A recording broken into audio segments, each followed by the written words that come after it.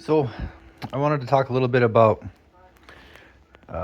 equipped benching in a bench shirt, and the argument between using boards specifically or using no boards and just full range of motion,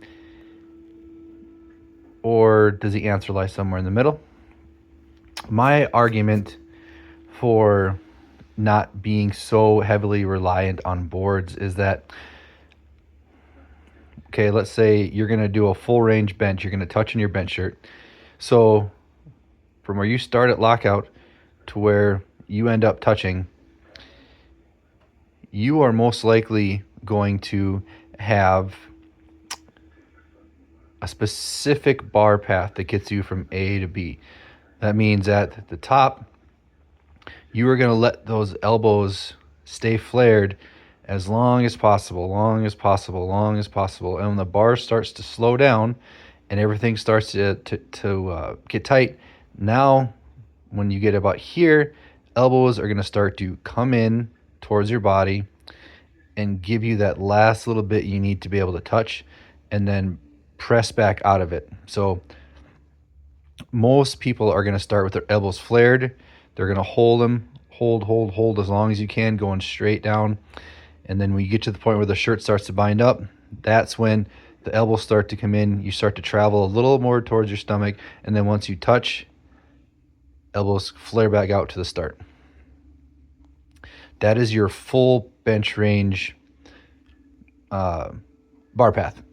And some people have been able to build a really good bar path to where it isn't this section thing to where you're trying so hard to flare, and then right at the last minute when you can't keep them flared anymore, that's when you let your elbows come in towards your sides. Towards the end of my powerlifting career, when my bench press was at its best, I found this really smooth transition to where I gradually let the elbows come in. So when I started flared, there wasn't this transition of, okay, I'm going to keep my elbows flared as long as I can and then tuck. From the start of my bench press, I was able to gradually just go from flared to elbows tucked. It was a smooth transition all the way down. It wasn't a fast transition, but it was from flared to tucked. It was a smooth transition, and then smooth transition on the way up.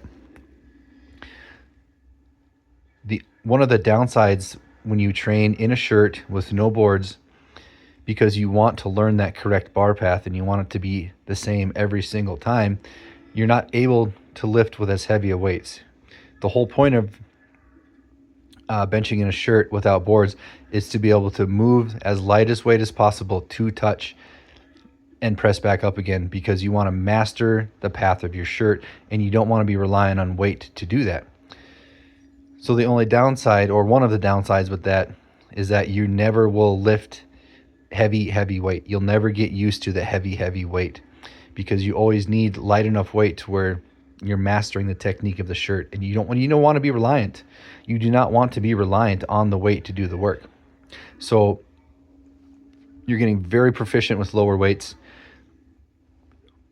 But when it comes to meet day and it's time to handle heavy weights, you haven't handled that many heavy weights, so your CNS is not used to it. On the flip side, let's say you're someone who loves to bench 3 board, loves to bench 2 board in a shirt.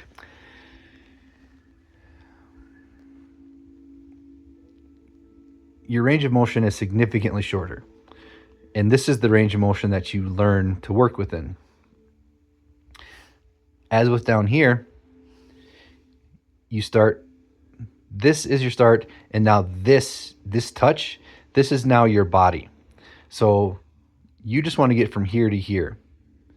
And a lot of people, when they are heavily reliant on boards, they will learn just this bar path, and they will still start flared and then they will end tucked.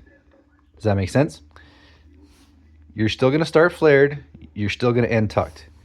But with here, this is the range of motion. So that means from starting to flared and transitioning to tucked happens a lot faster. That means you transition really fast from flared to tucked. And you learn that, because that's all the further you have to go. So it doesn't matter if you start tucking right away, because that's all the distance you have to travel. So You get so used to that. You're using the heavy weights. You're getting used to overload. Your CNS is getting used to handling heavier weights. Your confidence is going up. But then when it's time to get to meet day and it's time to transfer to a full range bench press to touch, you have trained a bar path that is here to here. So you have already spent all of your technique from here to here. You have spent your flared to tucked, your flared to tucked right here. And at this point, you still have half the bench to go, and you have already taken away where you can move. Elbows are tucked. You're already in as far as you can go. So you literally have no room to move from here to here. We call it being handcuffed because it feels like you are handcuffed and you have nowhere to go. So this part transitioning from about halfway to touch is near impossible for the people who spend a lot of time training only in boards. The upside with this way of training, heavily reliant on boards, is your body is always handling heavy weight. Your CNS is used to heavy weight. So when it comes to meet day and it's time to attempt some max effort weights, everything feels fine. It all feels like home. But a lot of people bomb out because this was, once they've already got their transition, they have nowhere to go from here to here. Halfway through the bench, they have nowhere to go. So they either dump it or they just completely lose it and then they bomb out of the meet. In my opinion, you need to find a happy medium in your bench training from the start of your peak to the meet itself. There needs to be this happy median of finding a way to work full range in your shirt with lighter weights to understand your shirt. And then there also has to be a way for you to train with boards, heavyweight, maybe manipulating your shirt. Down here at the bottom, you wouldn't manipulate your shirt. You would let your shirt be as least restrictive as possible because you want to get that touch in because you want to stay in the meet. Up here, you might manipulate the shirt. You might manipulate the collar, the sleeves, stuff like that. The ideal way to do it is to find a way to train both.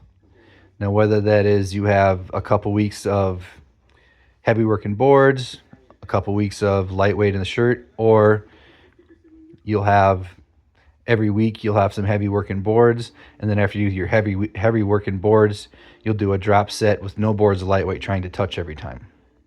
I think there needs to be a happy median between heavy boards and lightweight touching in a bench shirt. That'll help solve all these problems to where training lightweight, no boards, you can touch on meet day, but you've built no strength, no ability to handle top end weight. Or when you strictly train heavy boards and never touch in training, yeah, your CNS is ready to handle some heavy ass weight, but you have no path to get from here to here, and you're screwed and you bomb out. So just kind of take that into consideration when you are training for bench press, specifically in a bench press shirt.